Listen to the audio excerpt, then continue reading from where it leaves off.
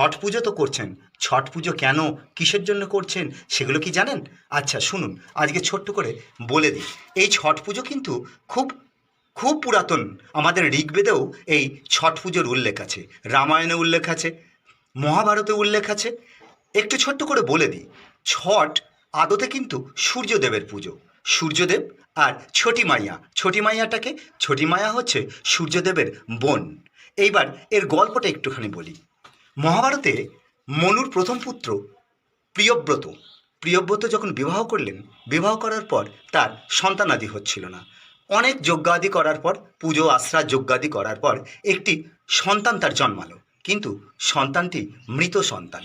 তখন প্রিয়ব্রত এবং তার স্ত্রী হাহাকার করে উঠলেন যে আমার এতদিন পরে এত কষ্ট করে একটি সন্তান হলো, তাও সে মৃত। সে যখন খুব কাঁদছে, তখন আকাশ থেকে নেমে এলেন মা ষষ্ঠী, বা আপনারা যাকে বলছেন ছটি মাইয়া। সেই ছটি মাইয়া নেমে আসলেন এবং বললেন, আমি সূর্যের বোন, আমি ষষ্ঠী, আমি তোমার সন্তানকে জীবিত করে দিচ্ছি, তুমি আমার পুজো করো। তখন ছটি মায়ার প্রচার শুরু হলো এবং সেই সন্তান জীবিত হয়ে উঠল।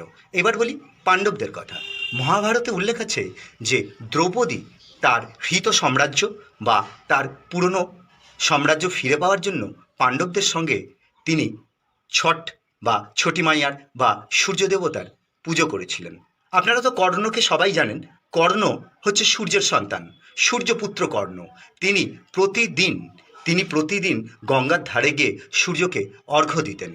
তিনিও ছট পুজো, বিশেষভাবে ছট পুজোই করতেন, মানে সূর্যদেবের আরাধনা করতেন। আর রয়েছে রামায়ণ। রামায়ণে সীতামাও এই ছট পুজো করেছিলেন। বনবাসের পর সীতা যখন রাজ্যে ফিরে আসলেন, তখন রাম ও সীতা একসঙ্গে সূর্যদেবের উপাসনা করেছিলেন বা ছট পুজো করেছিলেন। বিহারবাসী মনে করেন যে বিহারের মুঙ্গের জেলায় শ্রী সীতামাইয়া ছটি মাইয়ার এবং সূর্যদেবের আরাধনা করেছিলেন এবং পুজো করেছিলেন। তার সমস্ত প্রজার সর্বাঙ্গীন মঙ্গলের জন্য শ্রী রামচন্দ্র এবং সীতা একই সঙ্গে ছট অনুষ্ঠান করেছিলেন। এটা হচ্ছে রামায়ণের। আদতে ছট পুজো হচ্ছে সূর্যদেবের উপাসনা। সূর্যই একমাত্র প্রত্যক্ষ দেবতা, যাকে আমরা প্রতিদিন দেখতে পাচ্ছি এবং জীবনের শক্তি স্বরূপা। জীবন, এই যে আমাদের জীবন প্রবাহিত হচ্ছে, সূর্যদেব না থাকলে কিন্তু এই জীবন প্রবাহিত হতো না। সূর্যের শক্তিতেই আমরা সবাই শক্তিবান। সেই জন্য সূর্যদেবকে পুজো করা হয়। সন্ধ্যাকালীন অর্ঘ্য এবং উষা অর্ঘ্য দান করা হয়। একমাত্র হিন্দু শাস্ত্রেই শুধু উদিত সূর্যকেই পুজো করা হয় না, অস্তগামী সূর্যকেও পুজো করা হয়। এই